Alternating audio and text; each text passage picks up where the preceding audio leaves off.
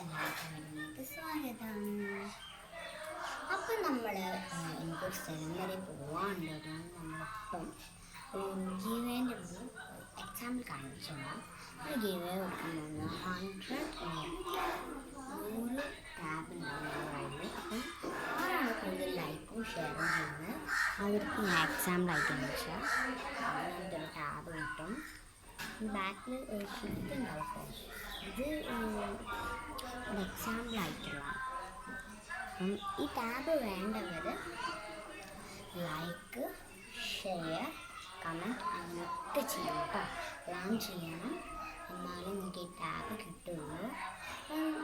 കൂടുതൽ ലൈക്കും ഷെയറൊക്കെ ചെയ്യുന്നത് ശ്രീലക്ഷ്മി അങ്ങനത്തെ കുട്ടികളൊക്കെയാണ്.